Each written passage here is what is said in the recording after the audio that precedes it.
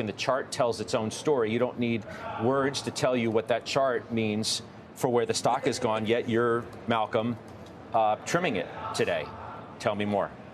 Yeah, so this had a lot more to do with how fast the share price has moved in relation to our clients' basis in the stock versus the company itself. So I think, to Josh's point, Oracle's doing a great job of improving the margins of its customers, its core clients. However, the margins Oracle seeing itself as it leans further and further into this multi-cloud strategy are significantly lesser, or at least reportedly significantly lesser than that of like an Amazon Web Services or a Google Cloud. And that's a little bit concerning if you consider how much the share price has moved up from about 150 back in April all the way up past 300 recently on all of these announcements, really based on one core client, which is OpenAI. And so OpenAI happens to be $300 billion worth of business for the next 5 years for Oracle. And if they happen to miss on any of those metrics, that's significant. Plus, you have Sam Altman, who's come back to the well multiple times with Microsoft, who was their initial partner in this, and renegotiated terms in one way or another.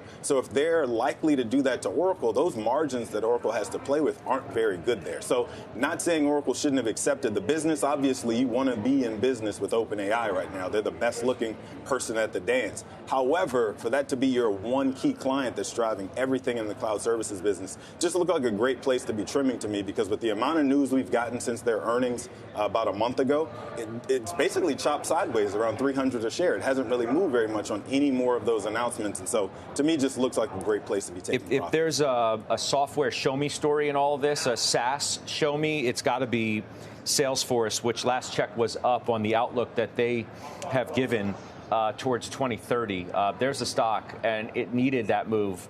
There you see it. Back it back out for me, though, guys, because that tells the better story.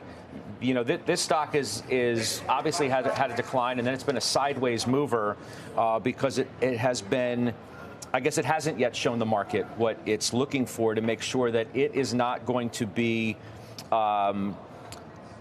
become obsolete, that software is not going to be killed, that SaaS is not going to be so disrupted by AI that it's going to directly impact this business. You sold this stock at the end of August, beginning of September. So what do you make of the outlook and the broader debate over this name? Because I feel like the debate over software and being killed by AI is so acute around this particular company.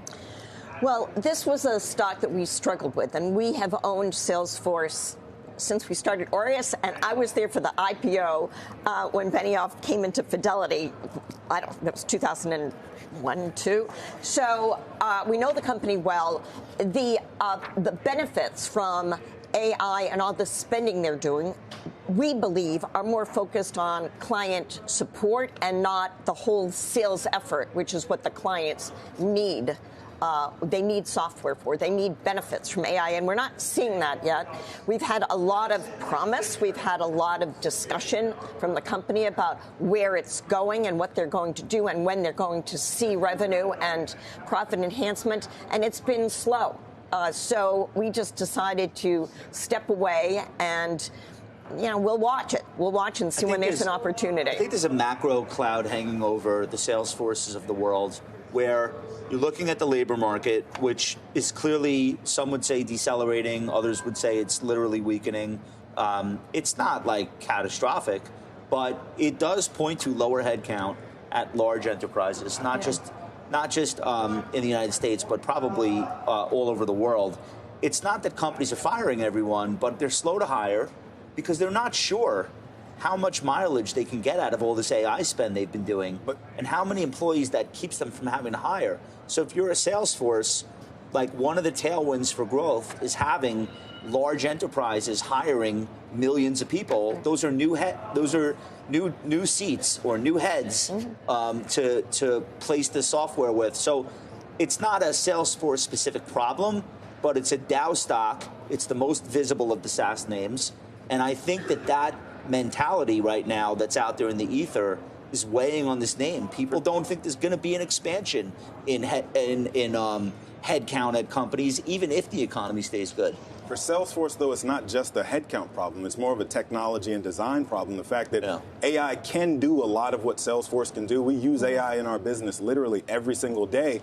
And a lot of the tools that are coming that I demo on a regular basis they're coming for Salesforce's key components. The thing that's really saving them right now is there's an embedded level of trust among large enterprises, banks, hospitals, those guys with a Salesforce that a lot of these upstart AI companies can't really get into yet. Yeah. So the best case scenario. If you can write your own tasks and workflows as a smaller mid-sized business in a way that you could not have done 3 years ago because you can't afford $1 million engineer in-house, if AI is going to give your people the ability to work around these large SaaS platforms and write your own programs, that's like literally a sea change in the way we think about purchasing this type of software.